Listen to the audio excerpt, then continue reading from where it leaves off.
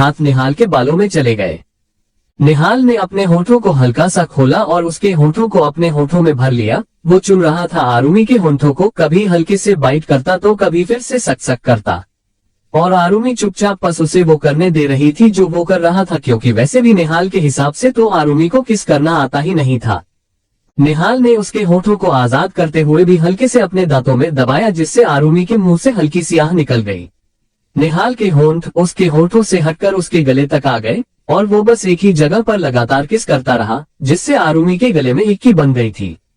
उसे किस करते हुए निहाल ने महसूस किया आरुमी के हाथ उसकी लोअर बैक पर थे और वो एक्साइटेड हो रही थी।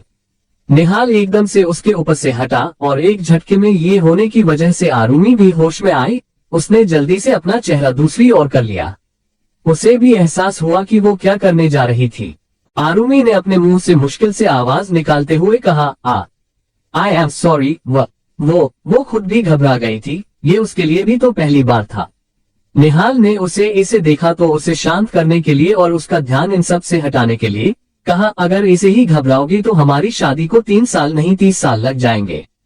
आरुमी ने हैरानी से उसकी तरफ देखा। निहाल आरुमी के पास थोड़ी सी दूरी बनाकर वापस लेट गया और सीलिंग की तरफ देखते हुए कहा, तुम अभी सिर्फ 18 साल की हो, तुम्हारे मन में ये ख्याल आना, तुम्हारा ध्यान भटकना लाजमी है, क्योंकि तुम्हारी उम्र ही ऐसी है।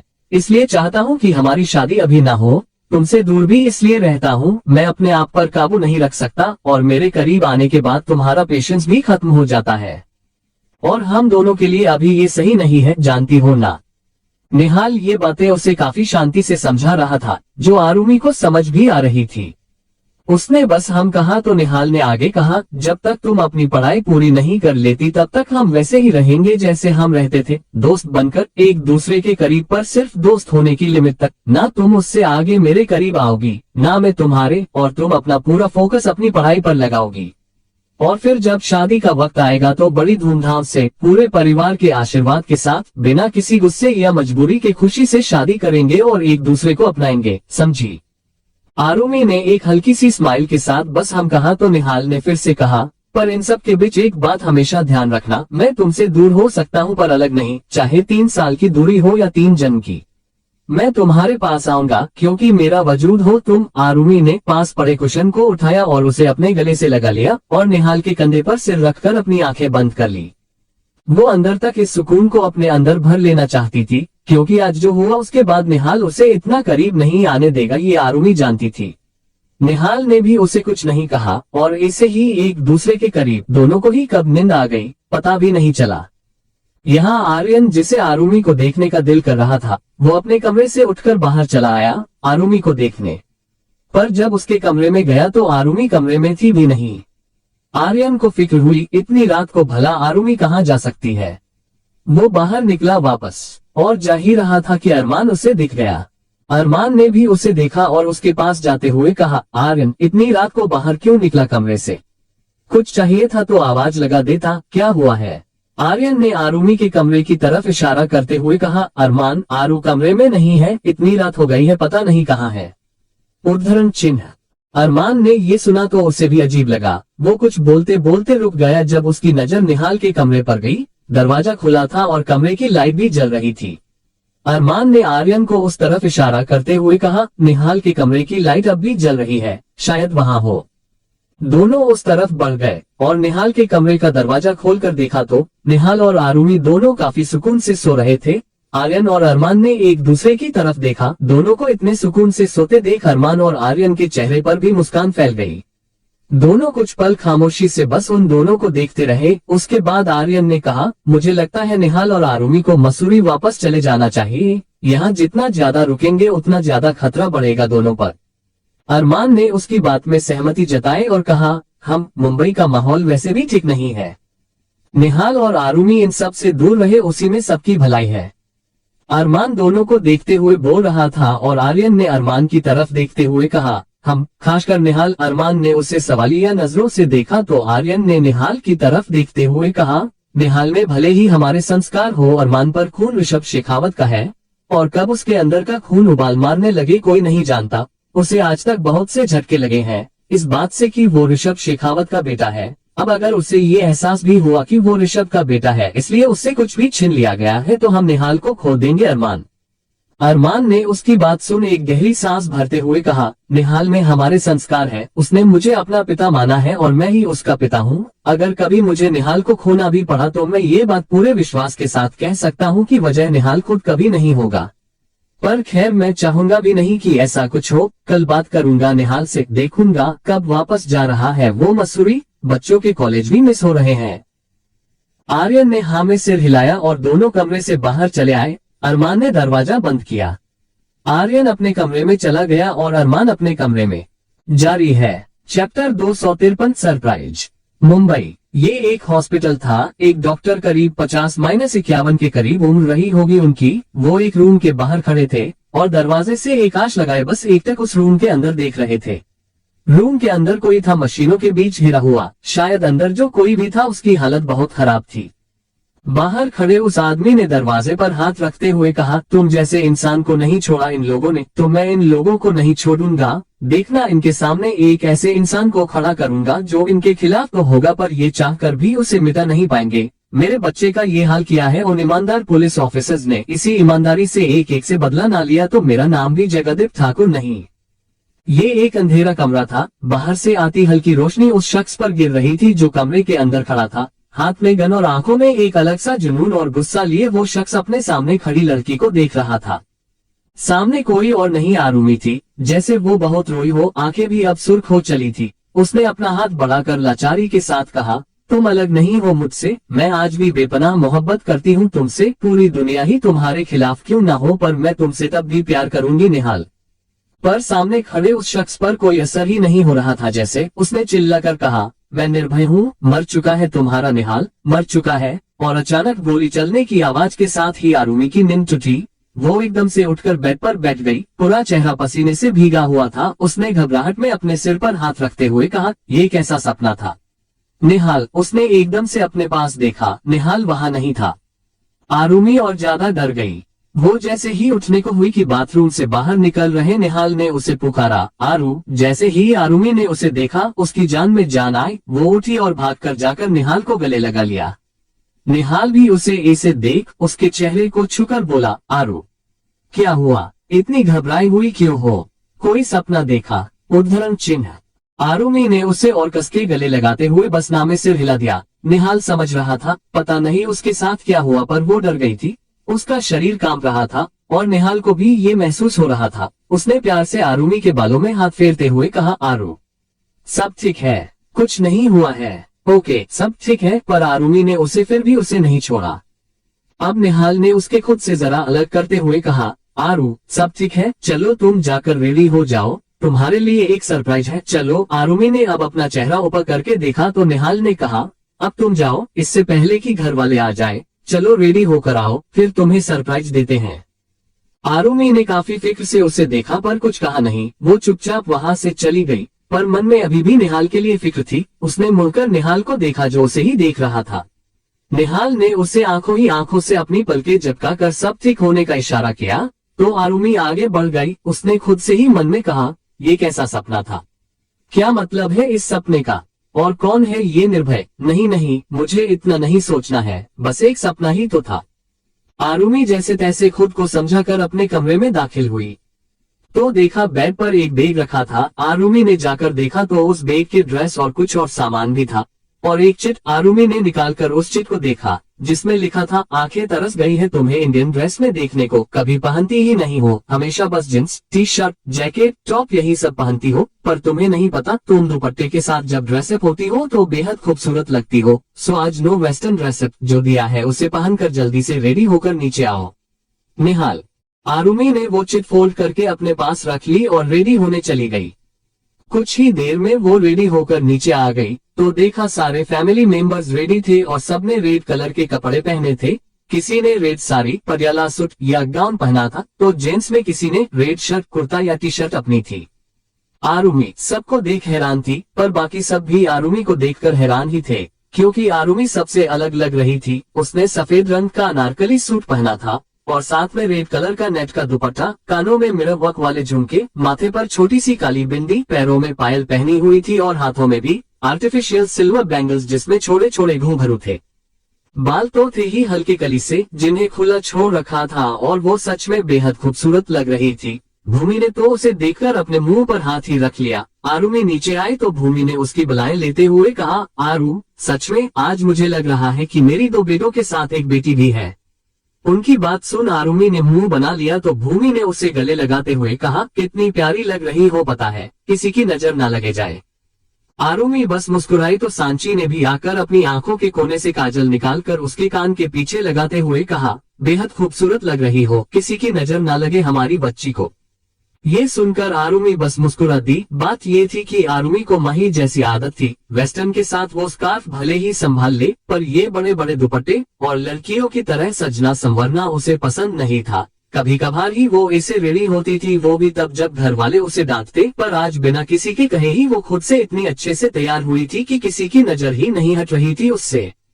आरुमि ने अब सबकी तरफ देखते हुए कहा, आप सबने ये रेड कलर के कपड़े क्यों पहने हैं और सब ऐसे रेडी होकर यहाँ क्यों खड़े हो? उसकी बात सुन माही ने कहा, बेटा निहाल का किया धरा है, सबके कमरे में एक चिट के साथ ये ड्रेस छोड़ दिए और लिखा कि सबके लिए सरप्राइज है, रेडी होकर नीचे आ जाए। बस सब यहाँ है पर ये जनाब पता नहीं कहाँ है। उद्धरण चिन्ह। उसकी बात सुन आरुमि भी अपनी नजरें घुमाकर निहाल को ढूंढने लगी कि बाहर से आते निहाल पर उसकी नजर पड़ी।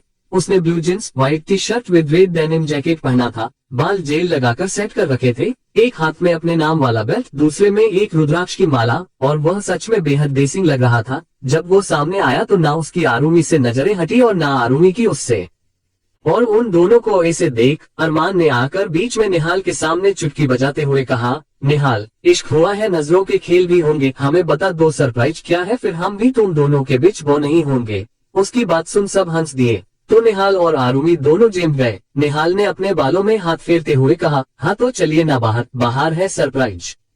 उसकी बात सुन सब बाहर की और बड़े और सबके साथ आरुमि भी बाहर आए तो देखा बस खड़ी थी जिसे काफी अच्छे से सजाया गया था। उस बस को देख सब हैरान थे और अभिमन्यु ने एकदम से कहा, हम पिकनिक मनाने जा रहे हैं। और निहाल ने खुशी से उसके गाल खींचते हुए कहा, अरे वाह मेरे शेर, वेरी इंटेलिजेंट। निहाल ने बस की तरफ बढ़ते हुए कहा, चलो चलो चलो, देर हो रही है, सारे बस में बैठो। उसे खुश देख सब खुश थे, सब एक एक कर बस में बैठे तो निहाल ने अब कहा, चलो भाई सारे फुल ऑन एंजॉय करना और ड्राइवर आपको पहुंचाएगा आपकी डेस्टिनेशन पर। ये बोल वो जाने को हुआ कि सांची ने कहा, अरे पर तुम कहाँ जा रहे हो, हमारे साथ नहीं आ रहे? निहाल ने वापस मुड़ते हुए कहा, नहीं, मुझे आपसे पहले वहां पहुंचना है, सो मैं कार से जा रहा हूँ, आप सब बस में एंजॉय करते हुए वहां पहुंचिए, मैं वहां सब रेडी करता हूँ, चलिए अब आप एंजॉय कीजिए, मैं जाता हूँ। निहाल डोर तक पहुंचा कि आरुमि ने खड़े होते हुए कहा, निहाल मैं भी साथ चलती हूँ। निहाल ने फिर से वापस मुड़कर कहा, नहीं, सरप्राइज तुम्हारे लिए भी है, सबके साथ ही आना, मैं जाता हूँ। वो जाने को हुआ कि सांची ने कहा, निहाल ऐसा नहीं कहते, कहो आता हूँ। निहाल ने अब फिर से पलटते हुए कहा, नहीं, मैं तो जाता हूँ ही कहूँगा, आप सबको भी वही आना है। क्या यार दादी, आप सब तो बार बार इसे रोक रहे हो जैसे वापस आऊंगा ही नहीं। जैसे ही निहाल ने ये कहा आरुमि ने गुस्से में कहा, निहाल कुछ भी बोल रहे हैं आप, कहाँ जाएंगे, वापस तो आना पड़ेगा ना, मैं यहाँ हूँ, घर वाले यहाँ हैं, और अगर जाना है तो चलिए, मैं साथ चल रही हूँ आपके, दोनों साथ जाएंगे। वो निहाल के पास आए तो निहाल ने उससे वापस सीट पर बैठते हुए कहा, अरे मेरी गुस्सेल आत्मा, शांत हो जाओ, मैं कहाँ जाऊंगा तुम सब लोगों को छोड़कर, मैं बस इतना बोल रहा हूँ कि अब मैं तुम सब लोगों के पास नहीं आऊंगा, तुम आओगी मेरे पास। आरुमि को निहाल की बातें अंदर तक छल्ली कर रही थी, उसकी आंखों में आंसू आ गए। उसने निहाल की जैकेट पकड़ते हुए कहा, निहाल क्या हो जाएगा अगर मैं साथ चलूंगी तो, और आप ऐसी बड़ी ही बातें क्यों कर रहे हैं? उद्धरण चिन्ह। निहाल को उसका ऐसे रिएक्ट करना समझ नहीं आया। इनफैक्ट सबको यहाँ रोने वाली कोई बात ही नहीं थी, पर आरुमि का दिल भी तो बेचैन हो रहा था। निहाल ने उसे शांत कराने की कोशिश करते हुए कहा, अरे आरू, इसमें रोने वाली क्या बात है, बस आधे घंटे की बात है, उसके बाद मैं जहाँ तुम भी वहाँ, देखो अब रो मत, सबका मूड खराब हो जाएगा, मैंने बहुत अच्छा सरप्राइज प्लान किया है तुम सबके लिए, प्लीज रो मत। निहाल को बुरा लग रहा था। आरुमि को रोता देख आर्यन उसके पास आया और उसके कंधे पर हाथ रखते हुए कहा, आरू, निहाल को जाने दो, उसका सरप्राइज खत्म नहीं करते, चलो बैठ जाओ, मिल ही लोगी ना। आधे घंटे बाद फिर निहाल की तरफ देखकर कहा, निहित तुम जाओ। निहाल ने एक बार आरुमी की तरफ देखा और फिर वहां से चला गया। उसने मुड़कर लास्ट तक आरुमी को सब ठीक होने का इशारा किया। सब बस में बैठे, निहाल अपनी गाड़ी में बैठा और सबसे पहले वहां से निकल गया और बाद में बस। आरुमी इतनी परेशान थी तो आर्यन उसे अपने पास ले गया और दोनों बाप बेटी साथ में पीछे जाकर बैठे। बस भी चल पड़ी और अब आर्यन ने आरुमी से कहा, आरु क्या हुआ बेटा, कभी ऐसे बिना बात के नहीं रोई तुम, हमेशा ब्रेव रही हो, मजबूत, फिर आज ऐसे बहुत परेशान लग रही हो, सब ठीक है ना बेटा। उद्धरण चिन्ह। आरुमी ने अब आर्यन की तरफ देखा और रोते हुए उसके कंधे पर सिर रखकर कहने लगी, पापा मैंने बहुत बुरा सपना देखा है। वो एक अंधेरा कमरा था, निहाल मेरे सामने था, आंखों में एक अलग ही जुनून और गुस्सा और उसके हाथ में गन देखी मैंने। जब मैंने उसे अपने पास बुलाया तो उसने इनकार कर दिया और कहा कि वो निहाल नहीं है, निहाल तो मर चुका है। ये बोल आरुमी रोने लगी, पर उसकी बातें सुन आर्यन किसी सोच में डूब गया। उसने आरुमी को समझाते हुए कहा, आरु बस सपना था, ध्यान मत दो बेटा, सब ठीक होगा, थिंक पॉजिटिव, स्टे पॉजिटिव, अच्छा सोचो बेटा। आरुमी से आगे कुछ बोला नहीं गया, वो बस चुपचाप आर्यन के कंधे पर सिर रख निहाल के बारे में सोच रही थी और दुआ कर रही थी कि जो सपना उसने देखा वो सच ना हो। जारी है chapter 254 both are no more. Mumbai. Shekhawat family की बस अभी आधे रास्ते पहुंची होगी कि ड्राइवर ने बस रोक दी। अचानक ऐसे सब रोकने से अभय ने उसे डपकते हुए कहा, अरे संभाल कर, ये क्या हरकत हुई, अचानक ब्रेक क्यों लगाया। अभय की बात सुन ड्राइवर ने कहा, सर माफी, वो आगे रास्ता बंद है, देखिए ना कितनी भीड़ है। उद्धरण चिन्ह।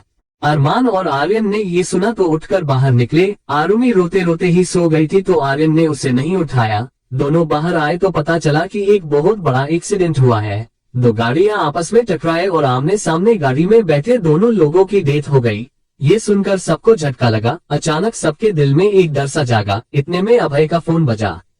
अभय ने जल्दी से फोन उठाया और सामने वाले की बात सुन उसे होश उड़ गए। अभय ने जल्दी से कॉल कट किया और ड्राइवर से कहा, ड्राइवर गाड़ी वापस घर ले चलो जल्दी। आर्यन को कुछ समझ नहीं आया। उसने पूछा, पर अचानक क्यों, क्या हुआ है। उद्धरण चिन्ह। अभय ने अपना फोन देखते हुए कहा, घर में जितनी भी गाड़ियां थी ब्लास्ट हो चुकी है। अच्छा है कि सब घर से बाहर है, शायद किसी ने ये बदला लेने के लिए किया है। और अचानक अभय ने अपनी ही बात पर गौर करते हुए कहा, एक मिनट, घर में जितनी भी गाड़ियां थी सारी ब्लास्ट हो चुकी है। निहाल भी तो कार में है, कहीं उसकी कार भी। वो अपनी बात पूरी नहीं कर पाया कि आर्यन और अरमान दोनों का दिमाग ठनका। अरमान ने बस से नीचे उतरते हुए कहा, आप सब घर जाए, मैं देखता हूँ बाहर क्या हुआ है। आर्यन ने उसके पीछे जाते हुए कहा, मैं भी साथ आता हूँ, पर उसने बाहर निकलते हुए कहा, आरुमी सो रही है, उसे कोई कुछ मत बताना इस बारे में, बस कोई बहाना बना देना। उद्धरण चिन्ह। वो दोनों गए और ड्राइवर ने बस वापस घर की ओर मोड़ दी। बाहर निकले तो लगभग 1 किलोमीटर चलने के बाद स्पॉट पर पहुंचे। वहां पुलिस मौजूद थी। अरमान और आर्यन दोनों उन्हीं के पास पहुंचे। एक पुलिस ऑफिसर वही खड़ा था, दिखने में काफी हैंडसम। अरमान और आर्यन को वहां देख उसने सैल्यूट करते हुए कहा, इंस्पेक्टर अखंड गुर्जर। आर्यन ने बस में सिर हिला दिया और पूछा, अखंड ये क्या हो रहा है यहाँ, क्या हुआ है। उद्धरण चिन्ह।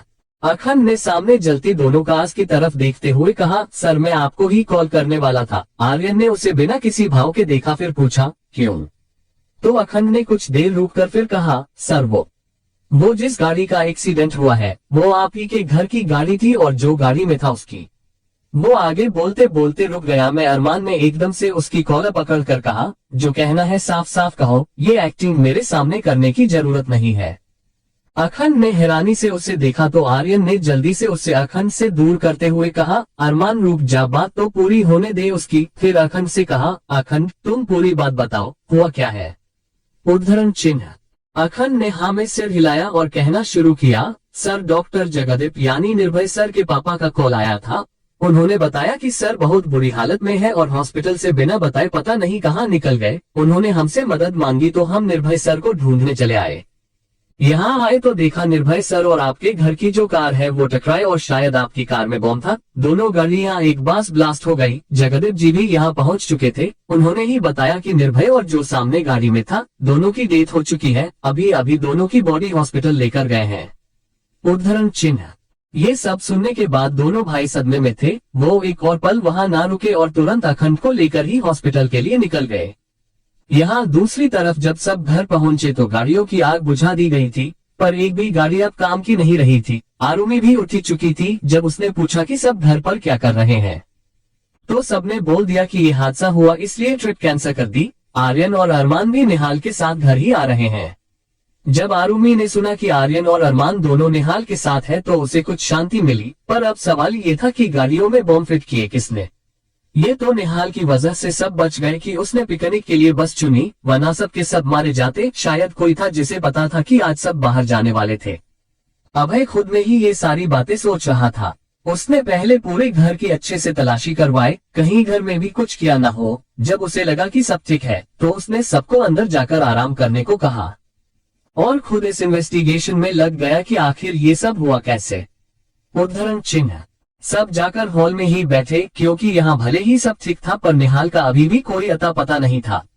इंतजार कर रहे थे, पर इंतजार करते करते सुबह से शाम हो गई। ना कोई निहाल की खबर आई, ना ही अरमान या आर्यन का कॉल लग रहा था। सुबह से आरुमी कोई 50 बार पूछ चुकी थी, पर सब किसी ना किसी बात से उसकी बात टाल देते। जब शाम हुई तो आरुमी अपनी जगह से उठी और सबकी तरफ देखते हुए कहा, अगर अब आप सबने नहीं बताया कि निहाल कहाँ है तो मैं खुद उसे ढूंढने चली जाऊंगी, सो प्लीज बताइए कि निहाल कहाँ है। उद्धरण चिन्ह।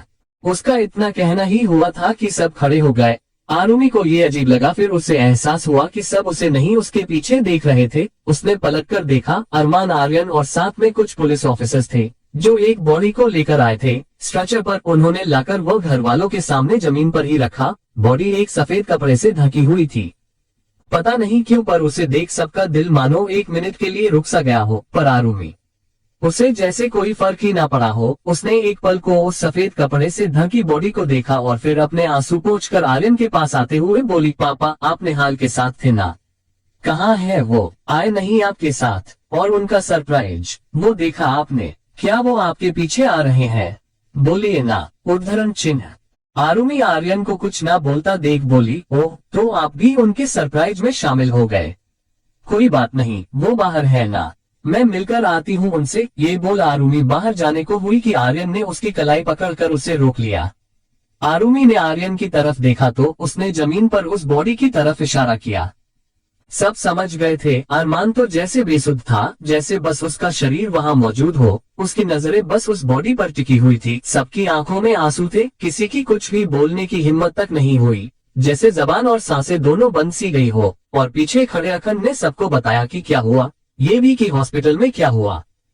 फ्लैशबैक। जब वो लोग हॉस्पिटल में जाकर डॉक्टर से मिले तो उन्होंने ने एक नर्स को बुलाया और कुछ सामान उन्हें देते हुए कहा, देखिए डॉक्टर ठाकुर तो अपने बेटे की बॉडी ले जा चुके हैं। उनका कहना है कि वो अपने बेटे पर एक भी पुलिस ऑफिसर की नजर बर्दाश्त नहीं करेंगे। दूसरी बॉडी आपके बेटे की है। ये सारा सामान जो बॉडी के पास से मिला। जैसे ही बॉडी उनके सामने लाई गई, अरमान ने एकदम से अपना चेहरा फेर लिया। बॉडी पूरी जल चुकी थी, पहचानना मुश्किल था कि किसकी है। अरमान ने पैनिक होते हुए कहा, नहीं, जरूर कोई गलतफहमी हुई है। मैं जानता हूँ अपने बच्चे को, महसूस कर सकता हूँ उसे। ये मेरा बेटा नहीं है। आप बुलाए डॉक्टर ठाकुर को, उनसे कोई गलतफहमी हुई है। डॉक्टर ने एक गहरी सांस भरते हुए कहा, देखिए उन्होंने भी अपना जवान बेटा खोया है। वो तो यहाँ से सीधा शमशान गए हैं। कह रहे थे ना उनके बेटे के शरीर को उनके अलावा किसी और को छूने का हक है, ना ही वो किसी को ही उसे देखने देंगे। जैसे ही आर्यन ने ये सुना उसका दिमाग ठनका। अरमान तो इस वक्त कुछ सोचने की हालत में नहीं था। आर्यन ने अखंड से कहा, अखंड जल्दी चलो, शमशान पहुंचना है हमें। अरमान को वहीं हॉस्पिटल में छोड़ आर्यन और अखंड शमशान पहुंचे तो देखा चिता जल रही थी और सामने डॉक्टर ठाकुर खड़े एकटक उस चिता को देख रहे थे, बिना किसी भाव के। आर्यन को कुछ समझ नहीं आया कि वो क्या करे ऐसे वक्त में। वो अखंड के साथ वापस हॉस्पिटल आए और सारा सामान चेक किया। हाँ, सामान सारा निहाल का ही था। उसका वॉलेट, कुछ कार्ड्स, उसका वो निहाल लिखा हुआ बेल्ट, फोन, सब कुछ था। अब चाहकर भी आर्यन से कुछ ना बन पड़ा तो उसने घर चलकर सबको ये खबर देने का फैसला किया। अरमान को साथ लेकर और निहाल की बॉडी को लेकर वो घर आ गया। अरमान इस वक्त होश में नहीं था और अखंड की बातें सुनने के बाद अचानक आरुमी भी बेहोश हो गई। आर्यन ने एकदम से उसे संभाला। कियान और अंश उसके पास आए। भूमि उसे कमरे में ले गई और डॉक्टर को कॉल किया गया। पूरा परिवार सदमे में आ गया था। ये क्या हो गया अचानक उनके हंसते खेलते परिवार को? अभी तो बस खुशियां जैसे घर आई थी और अभी ही ये सब।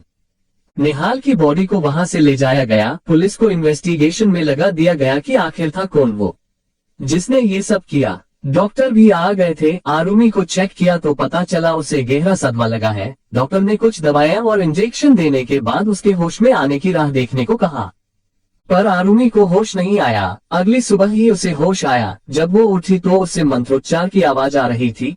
वो उठकर ऐसे ही दौड़कर चली आई। निहाल का अंतिम संस्कार हो चुका था और अब उसकी आत्मा की शांति के लिए पूजा की जा रही थी। आरुमी की नजर सबसे पहले निहाल की उस तस्वीर पर गई जिस पर अभी फूलों की माला चढ़ाई हुई थी।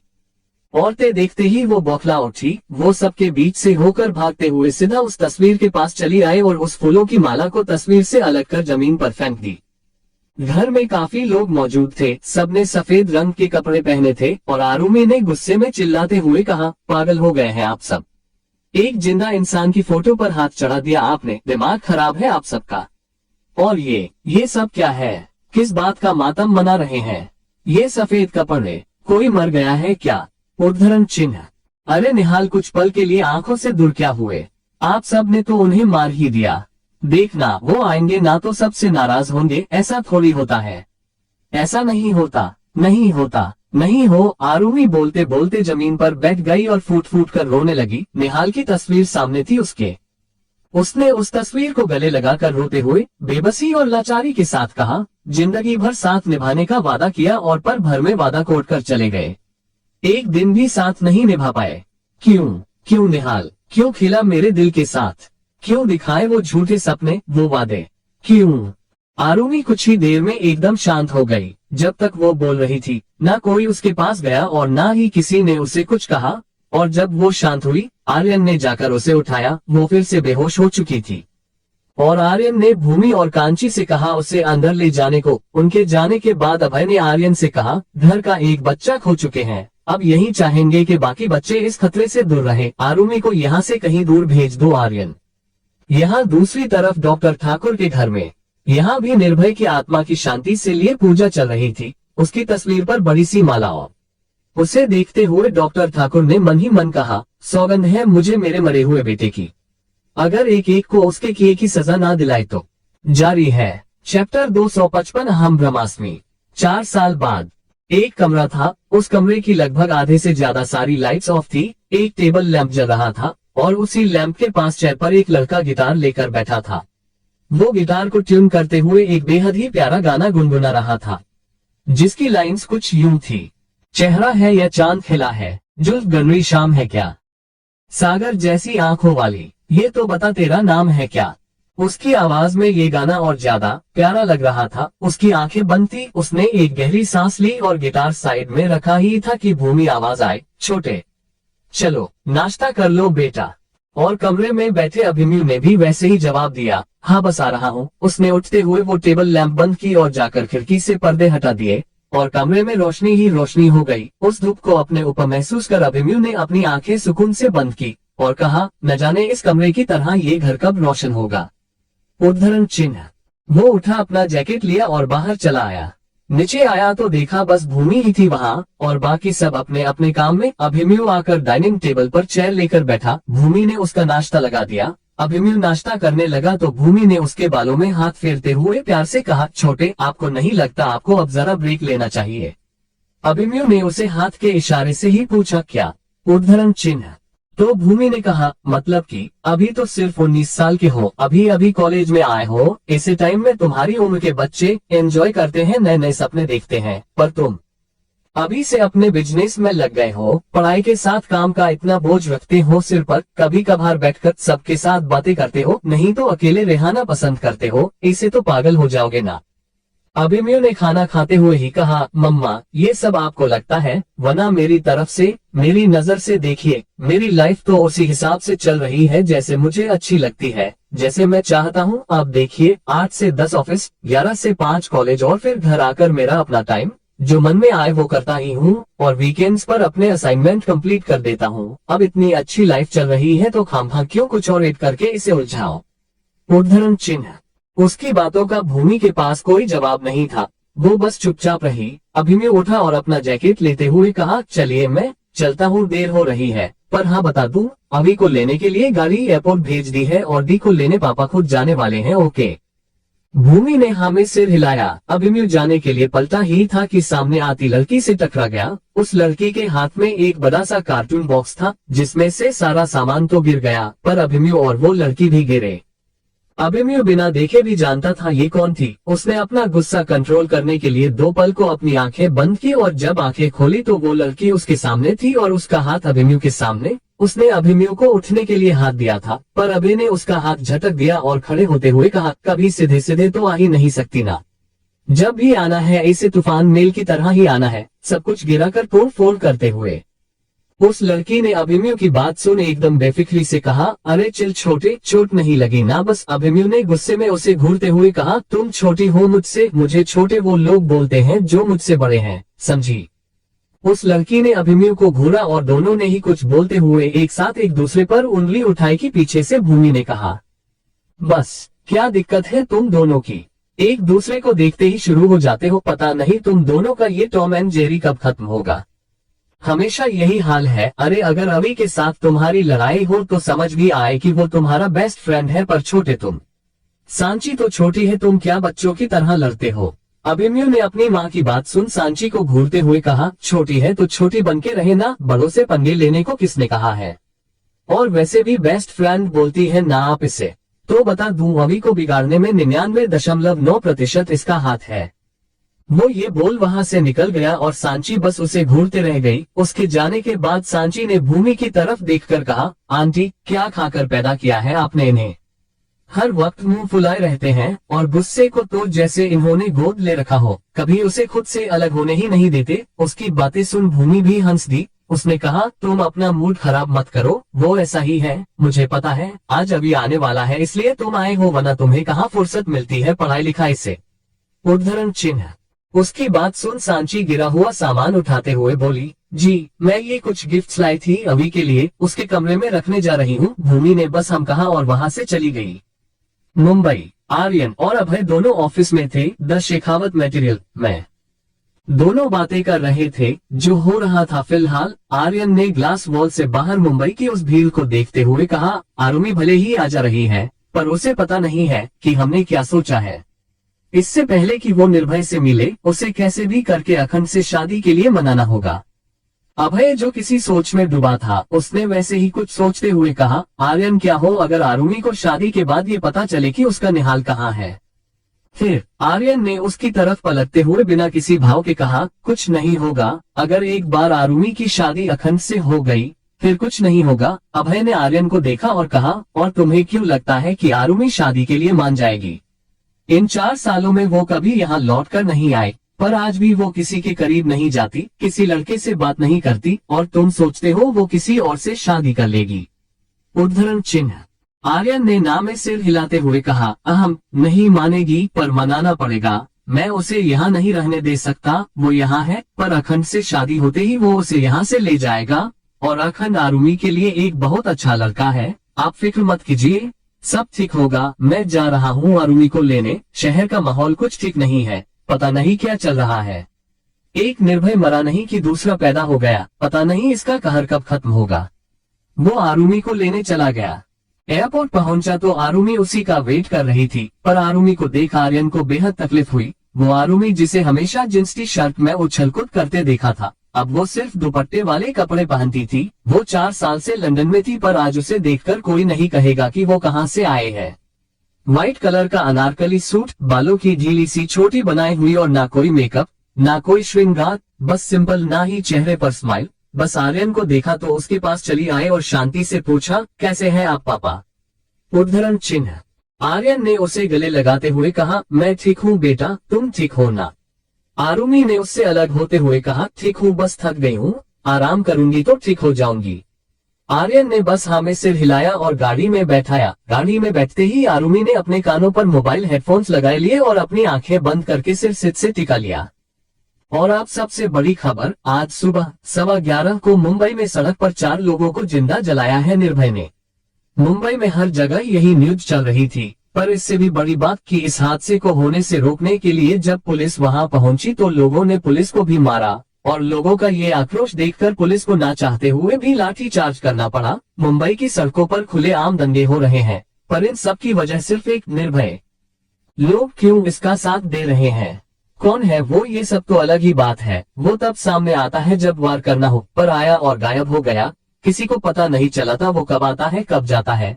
पर इन सब के अलावा भी जो ना मानने वाली बात है वो ये कि पुलिस, अंडरवर्ल्ड, पॉलिटिशियन सब उसे जानते भी हैं, देख भी चुके हैं, पर कोई उसके सामने नहीं जा पाता। खिलाफ भी है, पर उसके सामने जाकर उसे कुछ कहने की किसी की हिम्मत नहीं होती। और इन्हीं दंगों के बीच फंसी थी फिलहाल आर्यन की गाड़ी। वो गया था आरुमि को लेने, पर अब सड़क पर हो रहे दंगों के बीच वो भी फंस चुका था। वो बाहर निकला, पर सख्त हिदायत के साथ कि कुछ भी हो जाए आरुमि बाहर ना आए। और आरुमि, उसे जैसे कोई लेना देना ही नहीं था। अपने कान में मोबाइल हेडफोन्स लगाए बस गाना सुन रही थी और आंखें बंद। उसे कोई लेना देना नहीं था कि बाहर क्या हो रहा है। और अचानक की ऐसी आवाज हुई जोर की। आरुमि ने एकदम से अपनी आंखें खोली तो देखा सामने गाड़ी के कांच पर एक हाथ था। खून लगा हुआ था हाथ पर, मगर कलाई पर बना वो टैटू जो संस्कृत में लिखा था अहम ब्रह्मास्मि, यानी मैं ही भगवान हूँ। उस टैटू को देख न जाने आरुमि को बहुत अजीब लगा, और उस पर भी उसके हाथ में पहनी वो रुद्राक्ष की माला। अचानक गाड़ी के पीछे से शायद किसी ने हमला किया और वो हाथ वहाँ से हटा। जो कोई भी था वो वहाँ से हट गया था। आरुमि एकदम से गाड़ी से बाहर निकली। बाहर यहाँ वहाँ दंगे हो रहे थे, लोग लड़ रहे थे, एक दूसरे को पत्थर मार रहे थे, और इन सब के बीच आरुमि उस हाथ को ढूंढ रही थी। अचानक किसी ने उसकी तरफ जलती हुई बोतल फेंकी। आरुमि ने एकदम से अपना चेहरा छुपा लिया। वो डर गई थी, पर जैसे ही आंखें खोली सामने वही हाथ, और उसने एकदम आरुमि के चेहरे के आगे ही उस बोतल को पकड़ा था। आरुमि ने एक पल को उस कलाई को, उस हाथ को भी देखा, और जैसे ही उसका चेहरा देखने के लिए सिर उठाया कि पीछे से किसी ने उसका हाथ खींचा। आरुमि ने देखा तो ये आर्यन था। वो चिल्ला रहा था। मना किया, फिर भी क्या जरूरत थी बाहर निकलने की, बोलो। पर आरुमि का ध्यान अब भी उस कलाई को याद करने में था। उसे याद नहीं आ रहा था ये उसने कहाँ देखा है। उसने वो टैटू कहीं देखा था। आर्यन ने उसे गाड़ी में बैठाया और मुश्किल से गाड़ी उन दंगों के बीच से होते हुए घर ले आया। Untitled chapter, Mumbai. आरुमि और आर्यन से पहले ही अविनाश घर पहुंच चुका था, और वो और सांची दोनों आराम से सोफे पर बैठकर उन दोनों का ही इंतजाम कर रहे थे। जब आरुमि घर आई तो भूमि, सांची और अवि तीनों उससे मिले, बाकी कोई भी घर पर नहीं था। आरुमि ने उन्हें देख ज्यादा कुछ रिएक्ट नहीं किया। उसने बस इधर उधर देखते हुए कहा, बाकी सब कहाँ है। भूमि ने जल्दी से उसके पास आते हुए कहा, आरो। आते ही सवाल शुरू, जाओ आराम करो, अभी सब किसी ना किसी काम से गए हुए हैं, मिल लेना बाद में। आरुमि ने उसे एक बार देखा, पर बिना कोई सवाल किए चुपचाप चली भी गई। फिर सांची भी वहां से निकाल गई, बाद में आने का बोल, और अभी भी अपने कमरे में चला गया। अब वहां सिर्फ भूमि और आर्यन थे। आर्यन शायद कुछ सोच रहा था, और भूमि ने उसके पास आकर कहा, क्या कहोगे आरुमि से, कि कहाँ है सब, कहाँ है अरमान भाई, मही उनके बच्चे। बोलिए आर्यन, आपने बिल्कुल ठीक नहीं किया है ये। जब आरुमि को पता चलेगा कि वो सब अलग हो चुके हैं तो उसे कितनी तकलीफ होगी आप जानते हैं ना। उद्धरण चिन्ह। आर्यन ने एक गहरी सांस लेकर कहा, भूमि, पहली बात मैंने नहीं बोला था अरमान को घर छोड़कर जाने को, और दूसरी बात वो अपनी मर्जी से गया था, किसी ने मजबूर नहीं किया था उससे। भूमि ने पास पड़ी अवि की जैकेट उठाए और वहां से जाते हुए कहा, गए वो अपनी मर्जी से थे, पर आपने अगर एक बार भी उन्हें रोक लिया होता तो शायद वो रुक जाते। वो सब साथ में खुश हैं, बस हम ही अलग पड़ गए हैं।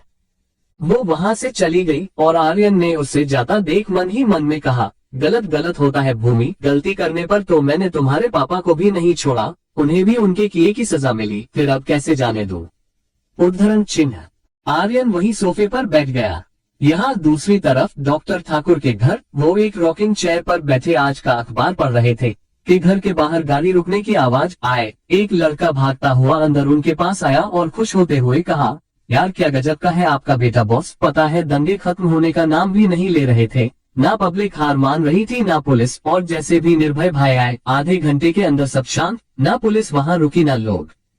उसके मुंह से निर्भय की तारीफ सुन डॉक्टर ठाकुर ने गर्व से कहा, उसे आदत नहीं है बेमतलब तबाही फैलाने की, दंगे उसकी वजह से शुरू हुए थे इसलिए रोके भी उसी ने। सामने खड़े लड़के ने फिर वैसे ही कहा, पर मानना पड़ेगा हाँ बॉस, सरकार 5 साल में बदलती है फिर भी लोग इतना सपोर्ट नहीं करते, और अपने भाई को देखो पूरा मुंबई पूछता है, और इतने लोगों का प्यार, इतना बड़ा एम्पायर सिर्फ 4 साल में, क्या दिमाग है अपने भाई का।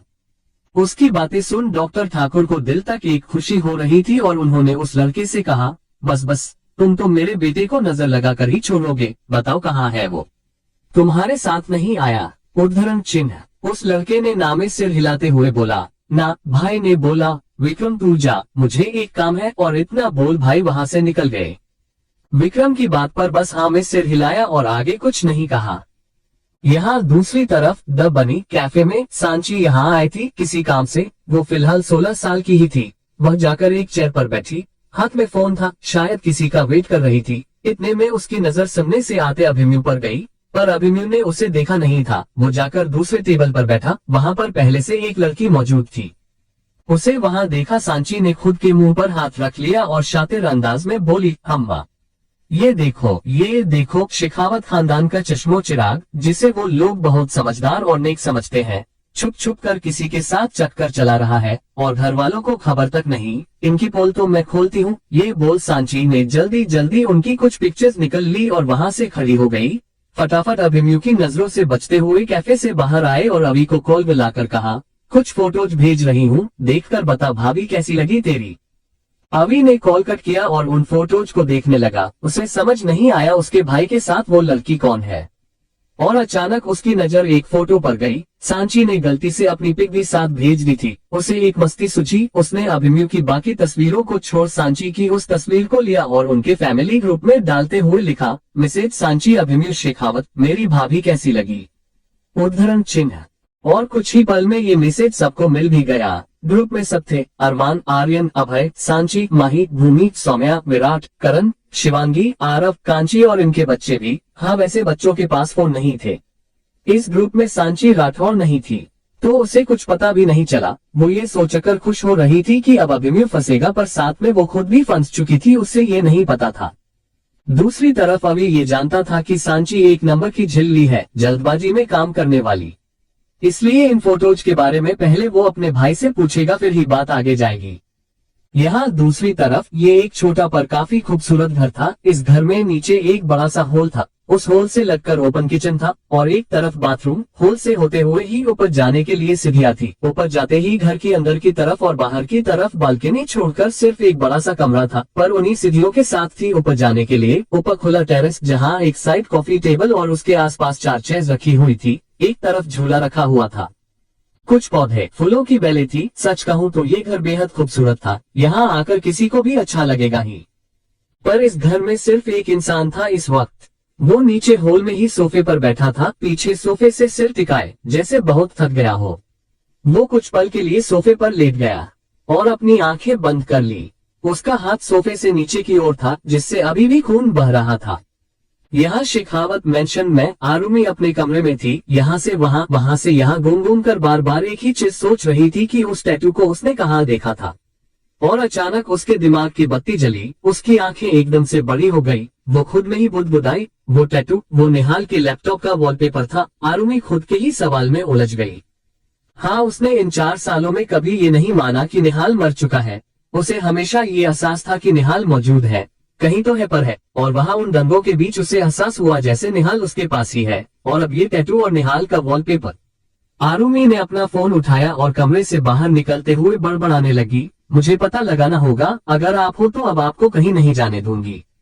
वो बाहर आए तो कोई भी बाहर था नहीं। आरुमी चुपचाप बाहर निकल गई। घर पर गाड़ियां थी, पर वो पैदल ही बाहर निकल गई। जानती थी माहौल खराब है, पर इस वक्त उसे एक सनक थी निहाल तक पहुंचने की, उसे ढूंढने की। निर्भय अभी भी सोफे पर सो रहा था और अचानक उसे एहसास हुआ जैसे किसी ने उसके हाथ को छुआ हो। दर्द से उसने अपना हाथ पीछे खींचा और उठकर बैठ गया। सामने उसके पास जमीन पर डॉक्टर ठाकुर बैठे थे, जो उसके हाथ पर लगी चोट पर दवाई लगा रहे थे। निर्भय ने उन्हें देखते ही कहा, आप यहाँ क्या कर रहे हैं? डॉक्टर ठाकुर ने गहरी सांस भरकर कहा, क्या करता, तुम तो आए नहीं, मुझे ही आना पड़ा। निर्भय ने अपनी जगह से उठते हुए कहा, कोई जरूरत नहीं थी, आप जानते हैं मुझे अकेले रहना ज्यादा पसंद है। उसका ऐसा रूखा बर्ताव देख डॉक्टर ठाकुर उसके पास गए और लाकर उसे वापस सोफे पर बैठाया और उसके हाथ के घाव को साफ करते हुए कहा, घाव को खुला नहीं छोड़ते, इसका भरना जरूरी है, वरना एक बार ये नासुर बन जाए तो फिर बहुत तकलीफ देता है अंदर तक। निर्भय ने उन्हें कुछ नहीं कहा। उन्होंने निर्भय के हाथ पर पट्टी बांधी और फिर उठते हुए वॉश बेसिन की ओर चले गए और कहा, देखो निर्भय, आज तक जो फैसला तुमने लिया है, मैंने हमेशा तुम्हारा साथ दिया है। और आगे भी देता रहूंगा, पर शर्त सिर्फ ये होगी कि तुम अपने आप को कोई नुकसान नहीं पहुंचने दोगे, ख्याल रखोगे खुद का। निर्भय ने अपने हाथ पर बंधी उस पट्टी को देखते हुए कहा, आप बहुत प्यार करते थे ना अपने बेटे से। निर्भय की बात सुन डॉक्टर ठाकुर ने हॉल में ही दीवार पर लगी अपने बेटे की वो बड़ी सी तस्वीर देखी जिस पर माला चढ़ाई हुई थी। उन्होंने मुस्कुरा कर कहा, प्यार बिन मौह के पाला था मैंने उससे, जान था वो मेरी, पता है उसे कभी कुछ भी सिखाने की जरूरत नहीं पड़ी, हमेशा से वो ऐसा ही था, अपने फैसले खुद लेने वाला। उसका सपना था पुलिस ऑफिसर बनकर देश की भलाई के लिए खड़े होना, लोगों की मदद करना, पर अफसोस कि इस देश और इन्हीं लोगों ने उसे मार दिया। वो बोलते बोलते इमोशनल हो गए थे। निर्भय ने पीछे से आकर उनके कंधे पर हाथ रखते हुए कहा, कोई बात नहीं, वैसे भी वो लोग जिन्होंने ये सब किया उन्हें तड़पा तड़पा कर मारने का मजा कुछ अलग ही है, और उस आरबी को तो मैं मौत भी नहीं दूंगा। निर्भय की आवाज और उसकी आंखों में गुस्सा साफ झलक रहा था। डॉक्टर ठाकुर उसकी तरफ पलटे और उसे गहरी नजरों से देखते हुए पूछा, तुमने निर्भय के लिए अपने परिवार से दूर होना कबूल किया, उनके लिए वत्सल से लग रहे हो, क्या वो जानते हैं वत्सल को? उद्धरण चिन्ह। निर्भय ने नामे सिर हिलाया। वो कुछ बोलने को हुआ कि उससे पहले ही डॉक्टर ठाकुर का फोन बजा। उन्होंने देखा तो कॉल विक्रम का था। उन्होंने फोन उठाते हुए कहा, हाँ विक्रम बोलो। और सामने से जो विक्रम ने कहा उसे सुनकर डॉक्टर ठाकुर हैरान थे। उन्होंने बस ठीक है कहा और फोन रखकर निर्भय की तरफ देखा। उन्होंने एक गहरी सांस लेकर कहा, तुम सही थे, शेखावत की बेटी आई है, डॉक्टर ठाकुर से मिले बिना जाएगी नहीं। निर्भय ने एक गहरी सांस ली और वहां से बाहर निकल गया। उसे ऐसे जाते देख डॉक्टर ठाकुर ने खुद से ही कहा, ठीक है, मान लिया तुम्हारा परिवार तुम्हारे साथ नहीं, उनकी हिफाजत चाहते हो, पर बीवी को तो साथ रख ही सकते हो। चलो मिलते हैं तुम्हारी होने वाली बीवी और अपनी होने वाली बहू से। वो मुस्कुराए और वो भी बाहर चले आए।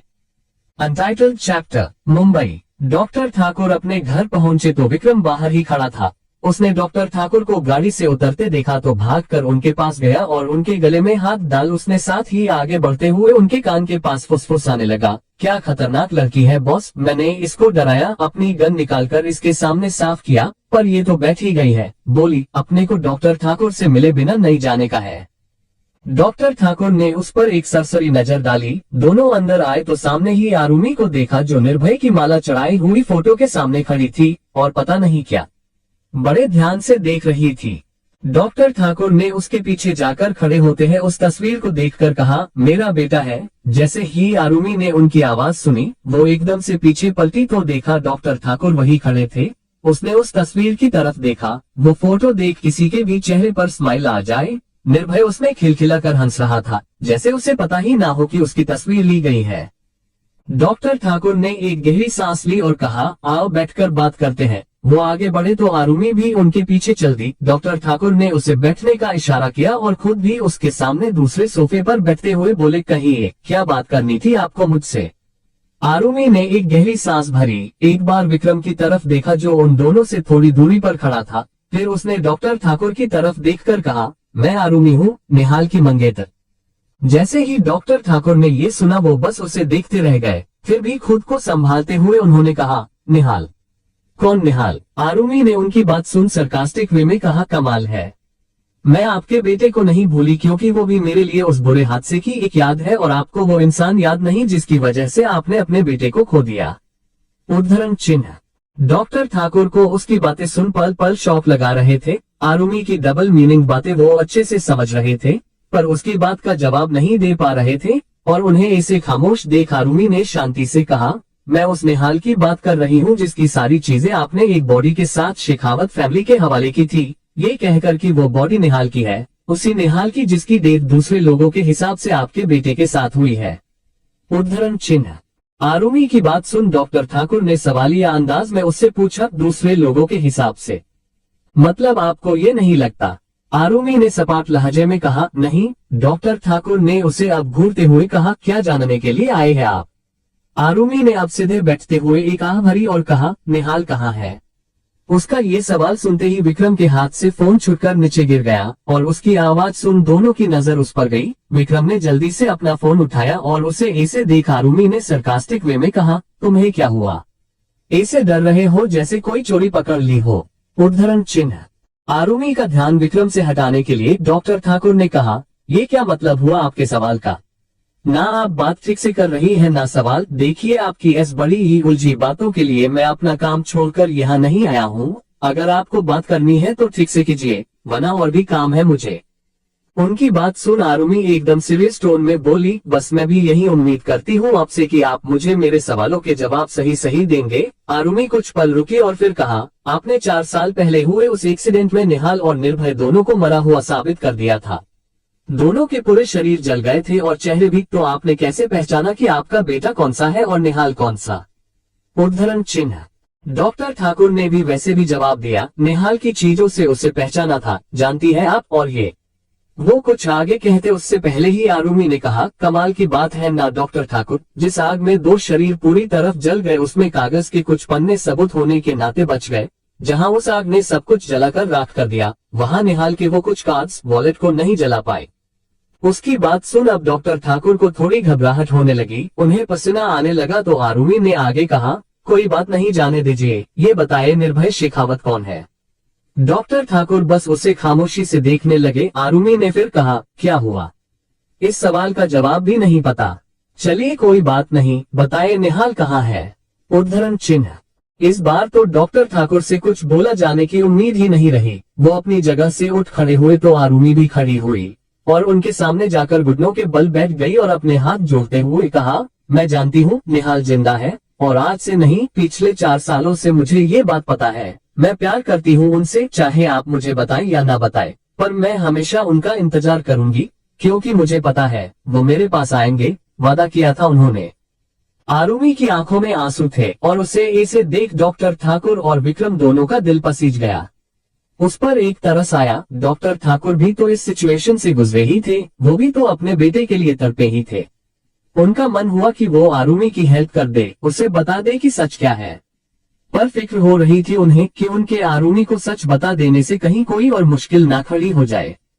यहाँ दूसरी तरफ ये एक कैफे था, पूरा देशी लुक दिया हुआ था, जैसे ढाबा हो, सब खुले में, और एकदम देशी लुक देने के लिए गांव की चीजों से गांव वाला थीम बना दिया था। क्योंकि वो कैफे था एक पंजाबी का, उनके कैफे का नाम भी वैसा ही था, देशी सक दिलवाले कैफे।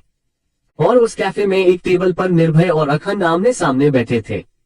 निर्भय की आंखों पर सनग्लासेस चढ़ाए हुए थे, क्योंकि कैफे के सारे टेबल बाहर थे। गार्डन एरिया में वो अपने पैर पर पैर चढ़ाए आराम से बैठा कॉफी पी रहा था और सामने बैठे अखंड ने कहा, एफआईआर दर्ज होने के सिर्फ 10 मिनट बाद ही लोगों की भीड़ जमा हो गई थी पुलिस स्टेशन में। हर कोई बस एक बात कह रहा था, उन चारों को मैंने मारा है, उन्हें मैंने मारा है। कोई बोल रहा था तो कोई अपने साथ झूठे सबूत तक लेकर आया था।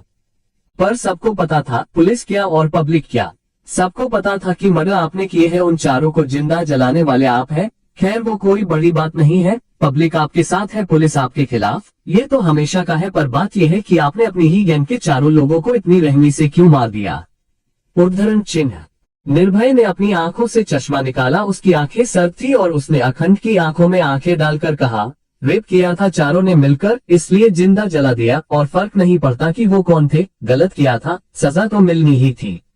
निर्भय ने वापस आराम से बैठते हुए कॉफी का एक सिप लिया और अखंड बस उसे चुपचाप देख रहा था। उसे इसे देख निर्भय ने कहा, तुम्हें क्या हुआ है, इतने उखड़े हुए क्यों लग रहे हो? अखंड ने ना में सिर हिलाते हुए कहा, कहाँ सर, मैं कहाँ उखड़ा हुआ हूँ, मैं तो बस परेशान हूँ, समझ नहीं आ रहा क्या करूँ।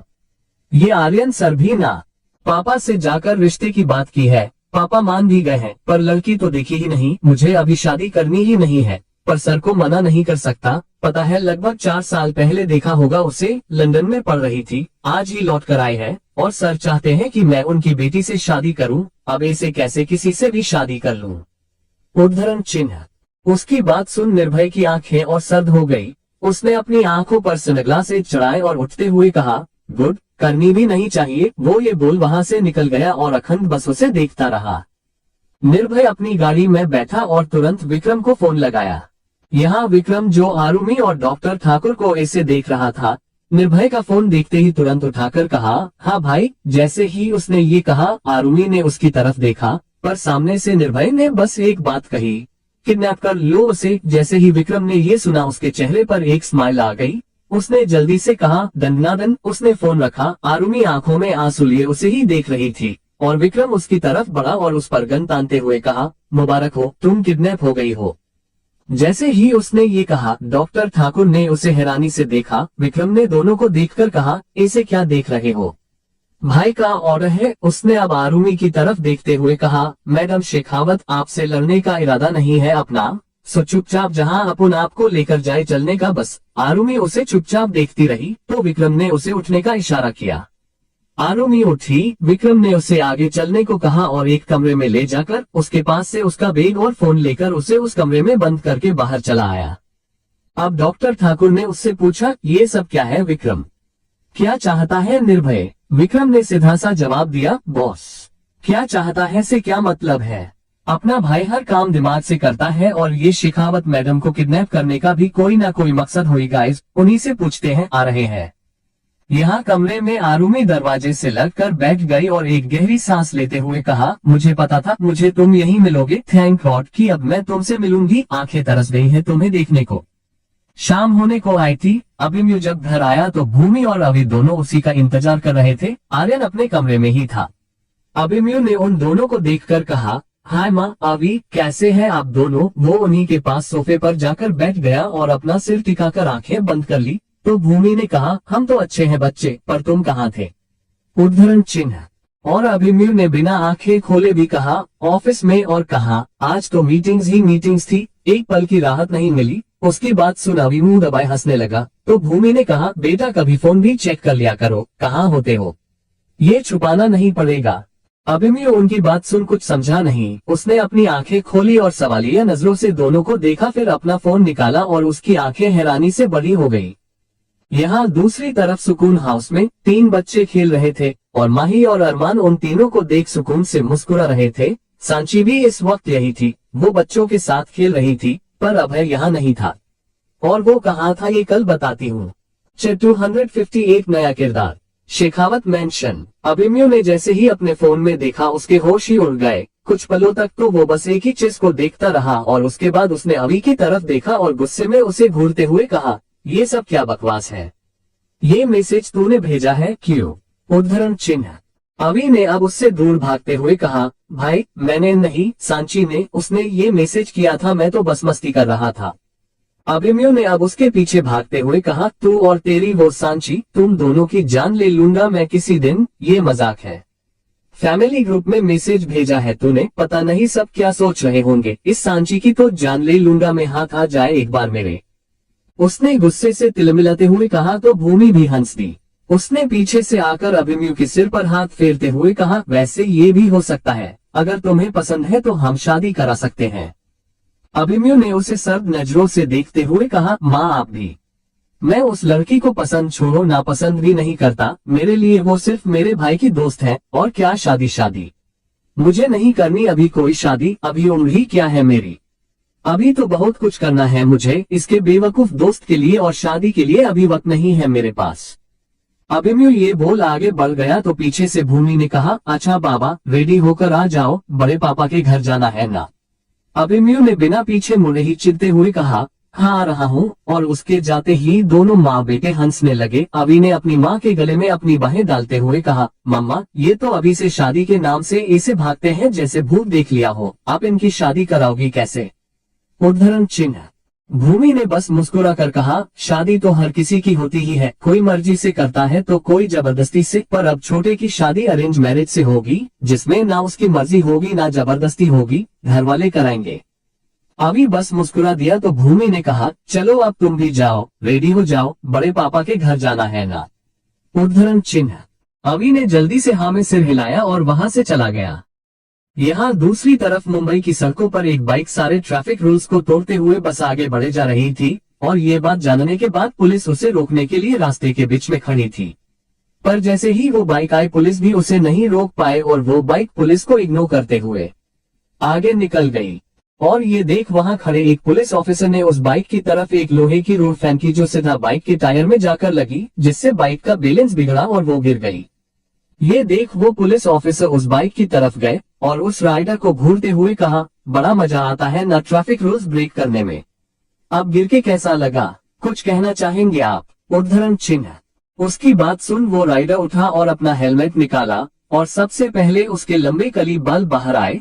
क्योंकि ये कोई लड़का नहीं बल्कि एक लड़की थी। उसकी नाक में एक छोटी सी बाली पहनी हुई थी। वो लड़की दिखने में वाकई खूबसूरत थी, पर इस वक्त वो काफी गुस्से में लग रही थी। उसने अपने सामने खड़े पुलिस ऑफिसर का गिरेबान पकड़ते हुए चिल्लाकर कहा, तुम्हारी हिम्मत कैसे हुई मुझे गिराने की? जानते भी हो मैं कौन हूँ? उसका ऐसे बर्ताव करना उस पुलिस ऑफिसर को खटका और उसने पहले अपने गिरेबान को देखा जो उस लड़की ने पकड़ रखा था और फिर उस लड़की को घूरते हुए कहा, तुम जानती हो मैं कौन हूँ? उद्धरण चिन्ह। पुलिस ऑफिसर की बात सुन उस लड़की ने उसकी वर्दी पर देखा, नाम लिखा था कियान खुराना और वर्दी देखकर ही पता चल रहा था वो इंस्पेक्टर है। उसने फिर से वैसे ही कहा, ओ मामूली से इंस्पेक्टर, पता है मैं कौन हूँ? किससे पंगा लिया है तुमने? उद्धरण चिन्ह। कियान ने उसकी बात का कोई जवाब दिए बिना जिस हाथ से उसने कियान का गिरेबान पकड़ा था उसमें हथकड़ी लगाते हुए कहा, मेरा पता नहीं पर तुम्हें अब पता चलेगा कि तुमने किससे पंगा लिया है। उद्धरण चिन्ह। उसने अपने पीछे खड़े कांस्टेबल को कहा, तावड़े ले चलो इसे जेल में ट्रैफिक रूल्स ब्रेक करने और एक ऑन ड्यूटी पुलिस ऑफिसर का गिरेबान पकड़ने के जुर्म में। उद्धरण चिन्ह। पीछे से कांस्टेबल ने कहा, जी साहेब। और वो उस लड़की की तरफ बढ़ने को हुआ कि उस लड़की ने फिर कियान की तरफ देखते हुए कहा, देखो तुम ये अच्छा नहीं कर रहे, जाने दो मुझे। कियान उसे बस सद नजरों से देखता रहा। वो कुछ बोलता उससे पहले ही एक और बाइक वहां आकर रुकी और उसने अपना हेलमेट उतारते हुए कहा, क्या हुआ सर? आपने सेम को हथकड़ी क्यों पहनाई है? और सेम ने उस लड़के को देखते ही कहा, देखना रणवीर, इस 2 कौड़ी के पुलिस ऑफिसर ने मुझे हथकड़ी पहनाई है। बोल इसे कि मुझे खोले। रणवीर ने उसे चुप कराते हुए कहा, तू चुप हो जा, मैं बात कर रहा हूँ। उसने कियान की तरफ देखकर कहा, सर आपने इसे क्यों पकड़ा है? कियान ने उसे भी वैसे ही छोटा सा जवाब दिया, ट्रैफिक रूल्स ब्रेक किए हैं और एक ऑन ड्यूटी पुलिस ऑफिसर का कॉलर पकड़ा है इसने, जेल तो पक्का होगी। ये बोल वो सेम को अपने साथ ले जाने लगा कि रणवीर ने जल्दी से बाइक से उतरकर उसके पास आते हुए कहा, सर जरा रुकिए। तो कियान ने मुड़कर उसकी तरफ देखा तो रणवीर ने प्यार से कहा, सर बच्चे ही तो है, कुछ ले देकर खत्म कीजिए ना सर। ये सुनते ही कियान के एक्सप्रेशन और ठंडे हो गए। उसने हथकड़ी का दूसरा सिरा रणवीर के हाथ में लगाते हुए कहा, अब तुम भी अंदर जाओगे? रिश्वत देने के इल्जाम में उसने दोनों को हथकड़ी पहनाए और उन्हें पुलिस स्टेशन ले आया और एक साइड दोनों को बैठा दिया। खुद जाकर अपनी जगह पर बैठा कि उसका फोन बजा। फोन उठाया कि सामने से शिवांगी की आवाज आए, कियान कहाँ हो बेटा? बोला था ना घर जल्दी आ जाना, अरमान मामा के घर जाना है ना। कियान ने अपने हाथ में पहनी घड़ी में वक्त देखा और फिर कहा, सॉरी माँ, वो एक मसले में उलझ गया हूँ, इसे खत्म करके आ रहा हूँ बस। उसने बोला तो शिवांगी की सामने से आवाज आई, कियान तुम भी ना? बस 1 महीना हुआ है ड्यूटी ज्वाइन किए और अभी से सब भूल कर बैठे हो। उसकी बात सुन कियान बस हल्का सा हंसा और फोन साइड में रखकर उन दोनों की तरफ देखा और फिर एफआईआर बनाने के लिए पेन उठाते हुए पूछा, नाम बताओ अपना।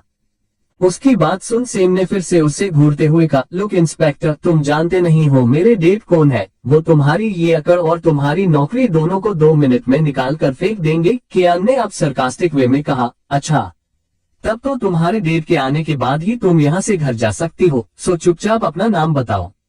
वो कुछ बोलने को हुई कि उसके पास बैठे रणवीर ने जल्दी से उसके कंधे पर हाथ रखते हुए कहा, सेम शांत हो जा, तेरे पापा के आने तक कम से कम चुपचाप जो बोल रहा है वो कर। कियान ने दोनों को ऐसे देखकर फिर पूछा, ये क्या खुसुर फुसुर चल रही है?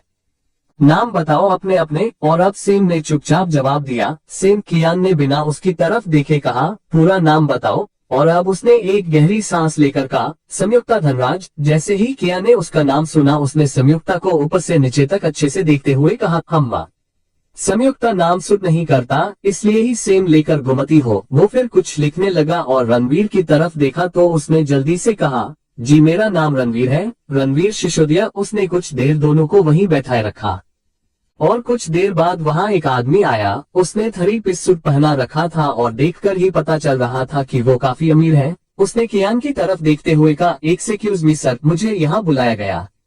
कियान ने उनकी तरफ देखा तो उन्होंने कहा, जी मैं मानव धनराज। उनका नाम सुनकर कियान ने अपनी आईब्रो को ऊपर उठाते हुए कहा, ओ तो आप हैं मिस्टर धनराज, आए बैठिए। उनकी बात सुन मानव जी उसके सामने बैठे तो कियान ने काफी नर्म लहजे में कहा, सर आप मुझसे बड़े हैं, कोई बदतमीजी हो जाए तो माफ कीजिएगा, बताइए क्या आपको अपनी बेटी की फिक्र है? उद्धरण चिन्ह। मानव ने हाँ में सिर हिलाते हुए कहा, जी पर आप ये सवाल क्यों पूछ रहे हैं? उनकी बात सुन कियान ने अब आराम से कहा, आपकी बेटी यही है, क्या हुआ है वो आप खुद उससे पूछा लीजिएगा, वो आपको अच्छे से बताएगी। कोई एफआईआर दर्ज की नहीं है मैंने इस बार, पर अगली बार अगर वो मुझसे उलझी तो मैं भी नहीं जानता कि मैं आपको बुलाऊंगा या नहीं, सो प्लीज अपनी बेटी पर ध्यान दीजिए। वो ये बोल वहां से उठा और कांस्टेबल से कहा, तावड़े उन दोनों को जाने दे। ये बोल वो बाहर निकल गया और मिस्टर धनराज बस उसे देखते रह गए। पहली नजर में ही सही पर उन्हें कियान का बिहेवियर भा गया। उसके जाने के बाद तावड़े उनकी बेटी और रणवीर को ले आया। मिस्टर धनराज ने दोनों को घूरा और वहां से चले गए तो संयुक्ता और रणवीर भी दौड़कर उनके पीछे निकल गए। यहाँ दूसरी तरफ डॉक्टर ठाकुर के घर जैसे ही निर्भय के गाड़ी की आवाज आए, विक्रम ने आंखें बड़ी करते हुए कहा, आ गया भाई, अब लगेगी क्लास। वो मन ही मन मुस्कुराया। जैसे ही निर्भय अंदर आया उसने बिना रुके आगे बढ़ते हुए कहा, आरुमी कहाँ है? विक्रम ने उसके पीछे चलते हुए ही कहा, कमरे में। निर्भय कमरे तक आया और फिर पीछे मुड़कर कहा, जब तक मैं ना कहूँ कोई कमरे के आसपास भी नहीं आएगा। विक्रम ने हाँ में सिर हिलाया और चुपचाप वहां से चला गया। निर्भय कमरे के अंदर गया और कुछ देर बाद जब दरवाजा खोला तो कमरे से पहले आरुमी निकली, फिर निर्भय। दोनों को बाहर आता देख विक्रम और डॉक्टर ठाकुर दोनों उनके पास आए, पर निर्भय के चेहरे पर इस वक्त कोई भाव नहीं था। उसे देखकर कहना मुश्किल था कि वो नाराज है, गुस्से में है, दुखी है या खुश है। उसने वहां से अपने कमरे में जाते हुए बस एक बात कही, इसे घर छोड़ आओ। तीनों ने उसे देखा पर वो बिना किसी को देखे कमरे में चला गया। विक्रम ने अब आरुमी की तरफ देखकर कहा, चलिए मैडम शेखावत। आरुमी ने उसकी तरफ देखा और चुपचाप वहां से जाने लगी तो डॉक्टर ठाकुर पीछे से बोले, सबका नाम ही जिंदगी है आरुमी। हर वो इंसान जिसने अपनी जिंदगी में अपनी पसंद की चीज हासिल की है उसे सब्र करना ही पड़ा है, और यही उम्मीद है कि तुम्हें भी तुम्हारे सब्र का फल जल्द ही मिले। उन्होंने कहा, पर आरुमी बिना उन्हें कोई जवाब दिए वहां से निकल गई। विक्रम ने उसे घर छोड़ा और वापस चला आया। जब आरुमी गई थी तब भी कोई बाहर नहीं था और अब जब आई तब भी कोई नहीं था। वो चुपचाप अपने कमरे में चली गई। उसने अब तक अपना फोन चेक ही नहीं किया था। यहाँ डॉक्टर ठाकुर निर्भय के कमरे में आए तो वो बेड पर पेट के बल लेटा हुआ था। उसे देख डॉक्टर ठाकुर ने कहा, तुम सो रहे हो? अरमान शेखावत के घर नहीं जाना? निहाल ने उनकी आवाज सुने से ही बिना कोई रिएक्ट किए या उनकी ओर देखे कहा, क्यों? तो डॉक्टर ठाकुर ने कहा, अरे उनके घर पार्टी है न्यू ईयर की, बहुत से लोग होंगे वहां और तुम्हें भी चलना है। निर्भय ने फिर वैसे ही कहा, मैं क्यों? इस बार डॉक्टर ठाकुर ने गहरी सांस लेकर कहा, निहाल पिता है वो तुम्हारी, दुख होता होगा उन्हें जब तुम उनसे ऐसे मिलने से इनकार करते हो, क्योंकि नहीं चाहता कि वत्सल को एक और मौका मिल जाए उन्हें तकलीफ पहुंचाने का। उसने चिढ़ते हुए कहा तो डॉक्टर ठाकुर ने फिर कहा, मतलब नहीं चल रहे तुम? निर्भय ने एक गहरी सांस लेकर कहा, अपनों के बीच रहने का मौका मैंने कभी छोड़ा है जो आज छोड़ दूं। वो उठकर बाथरूम में चला गया और ये देख डॉक्टर ठाकुर के चेहरे पर स्माइल आ गई। उन्होंने खुद से ही कहा, अजीब लड़का है, मर्डर है पर कोई सबूत नहीं, खुद का न्यूज चैनल है पर वहाँ खबरें बस खुद के किए गए कारनामों की। अपने परिवार के सामने एक मासूम बच्चा बन जाता है और मेरे सामने आते ही मेरा बाप। वो मुस्कुराए और वहां से चल दिए। हाँ ये निहाल है, ना चेहरा बदला है ना याददाश्त गई है, फिर भी वो निर्भय के नाम से डॉक्टर ठाकुर के साथ रहता है। अपने परिवार से दूर क्यों? जानने के लिए पढ़ते रहिए। 259 चार चांद, मुंबई। डॉक्टर ठाकुर के घर जब निर्भय रेडी होकर बाहर आया तो डॉक्टर ठाकुर ने उसे ऊपर से नीचे तक देखा और फिर उसे घूरते हुए कहा, तुम ऐसे चलोगे वहां? निर्भय ने खुद को ऊपर से नीचे तक देखा और फिर पूछा, क्यों? ठीक नहीं लग रहा? डॉक्टर ठाकुर ने हल्के गुस्से के साथ कहा, तुमने सूट क्यों नहीं पहना? निर्भय ने अब उन्हें घूरते हुए कहा, मेरी शादी नहीं है कि सूट पहनूं, मुझे इन्हीं कपड़ों में कंफर्टेबल फील होता है। उद्धरण चिन्ह। उसने ब्लैक शर्ट और ब्राउन पैंट पहनी थी, बस कैजुअल लुक, पर इसमें भी वो कहर ढा रहा था।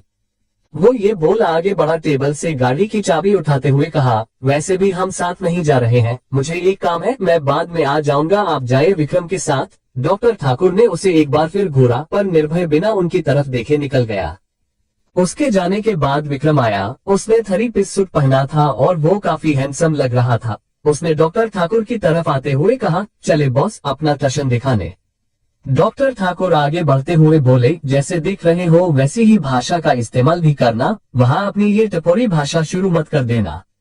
उनकी बात सुन विक्रम हल्का सा हंसा और फिर उनके लिए गाड़ी का दरवाजा खोलते हुए कहा, आप भूल रहे हैं मिस्टर ठाकुर की मैं एक जे रह चुका हूँ। मेरी भाषा से जिसने मुझे जज किया है वो अब तक पछता रहे हैं। आप भी यही करने की तो नहीं सोच रहे?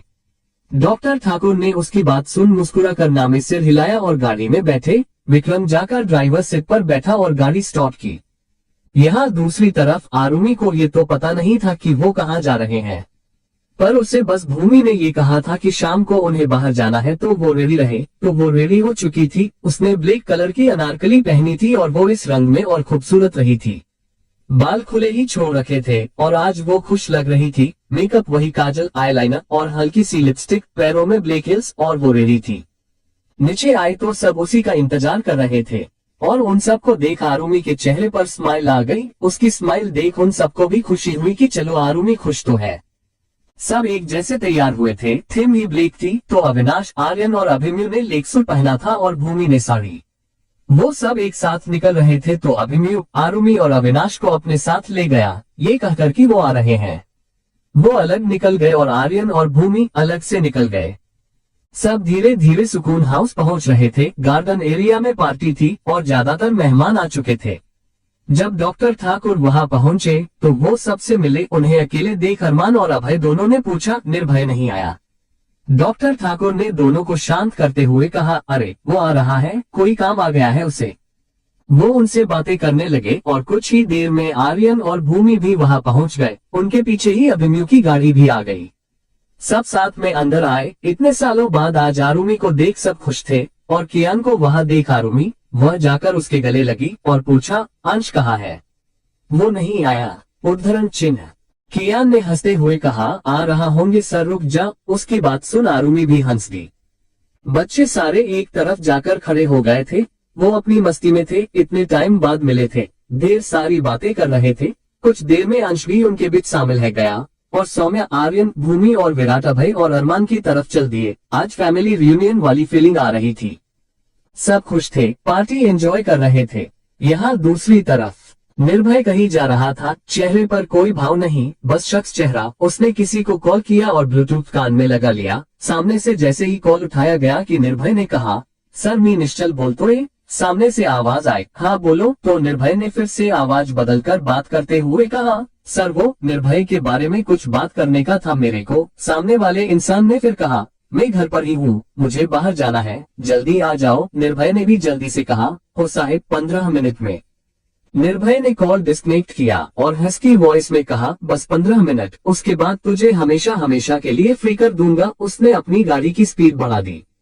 कुछ ही देर में उसकी गाड़ी एक घर के सामने आकर रुकी। साल का आखिरी दिन होने की वजह से वहाँ जो 2 पहरेदार हमेशा रहते थे, शायद आज वो छुट्टी पर थे। निर्भय अपनी गाड़ी से नीचे उतरा और सीधा घर के अंदर चला गया और आते ही सबसे पहले उसकी नजर एक कोने में रखी लंबी सी रस्सी पर गई। पता नहीं उसके दिमाग में क्या चल रहा था। उसने ऊपर देखा, एक बड़ा सा कांच का झूमर था जो जगमगा रहा था। निर्भय आगे बढ़ा कि उसके सामने एक शख्स आकर खड़ा रहा। उन्हें देखते ही निर्भय ने उन्हें सैल्यूट किया तो उन्होंने पूछा, कहो क्या कहना है? उद्धरण चिन्ह। निर्भय ने एक गहरी सांस लेकर कहा, सर मुझे ये बताना था कि निर्भय सर की जिस एक्सीडेंट में डेथ हुई थी वो कोई एक्सीडेंट नहीं था, वो एक मर्डर था सर। वो लड़का निहाल, उसकी गाड़ी में तो बॉम्ब था ही, पर एक्सीडेंट होने के कुछ पलों पहले ही सर को किसी ने गोली मारी थी। वरना आप ही बताए, एक्सीडेंट में भला बुलेट कैसे मिल सकती है? हमें पता लगाना पड़ेगा सर। निर्भय की बात सुन सामने खड़ा शख्स सोच में पड़ गया। उसने निर्भय को देखा तो कुछ सोचते हुए आगे बढ़ रहा था। उन्होंने चुपके से अपनी गन निकाली और निर्भय पर निशाना साधा, पर जैसे ही गोली चलाई कि निर्भय वहां से हट गया। एक पल में ही वो जैसे गायब। वो शख्स उसे यहाँ वहां ढूंढने लगा कि इतने में पीछे खड़े निर्भय ने उसके गले में फंदा डाला और दूसरे हिस्से को झूमर पर फेंका। जैसे ही वो दूसरी ओर से नीचे आया कि निर्भय ने वो सिरा अपने हाथ में पकड़ लिया। अब जैसे जैसे निर्भय उस सिरे को खींचता कि वो शख्स ऊपर की ओर होता जा रहा था, उसका गला फंदे की वजह से दबता जा रहा था। निर्भय ने उसे अपनी जलती हुई आंखों से देखते हुए हस्की वॉइस में कहा, विक्रांत महाजन, निर्भय के मर्डर को एक्सीडेंट साबित किया था ना? एक खुदकुशी। अब एक और नाम जोड़ दे उस लिस्ट में। तूने जैसे निर्भय के बेगुनाही के सबूत मिटाए थे, बिल्कुल वैसे ही मैं तेरे गुनाहगार होने के सबूत सबको दूंगा। पर अफसोस, ये देखने के लिए तू कल तक जिंदा नहीं रहेगा। विक्रांत का दम घुट रहा था। वो मरने की हालत में था, पर फिर भी जानना चाहता था कि सामने खड़ा इंसान है कौन और निर्भय के बारे में इतना कैसे जानता है। उद्धरण चिन्ह। निर्भय भी जैसे समझ गया हो कि वो क्या कहना चाहता है। उसने फिर वैसे ही कहा, समझ नहीं आ रहा कि कौन हूँ मैं, तुझसे बदला क्यों ले रहा हूँ। तो सुन, उसने चिल्ला कर कहा, हाँ जिसे तूने मारा वो निर्भय भी मैं, जिसने तुझे यहाँ तक पहुँचाया वो निश्चल भी मैं, और जिसने तेरा हाल बेहाल किया वो निहाल भी मैं ही हूँ। उसकी बात सुन विक्रांत की आंखें हैरानी से बड़ी हो गई। वो मरने की कगार तक आ गया था और निहाल ने अब उसकी आंखों में देखते हुए कहा, हैप्पी न्यू ईयर, और जोर से उस रस्सी के सिरे को पकड़ कर खींचा। अगले ही पल विक्रांत बेजान होकर उस बंदे पर झूल रहा था। निर्भय उसे वहां छोड़ सीधा किचन में गया, वहां से सिलेंडर की पाइप काट दी और वही खिड़की से बाहर खुद गया और आगे बढ़ते हुए लाइटर जलाकर पीछे की ओर फेंका। उसके ये करते ही एक ब्लास्ट हुआ घर में और कुछ ही पलों में पूरा घर आग की लपटों में झुलस रहा था। निर्भय जाकर अपनी गाड़ी में बैठा और उस जलते हुए घर को देख बिना किसी भाव के कहा, आज एक और श्रद्धांजलि अर्पित हो एसीपी निर्भय ठाकुर। उसने अपनी गाड़ी स्टार्ट की और वहां से निकल गया।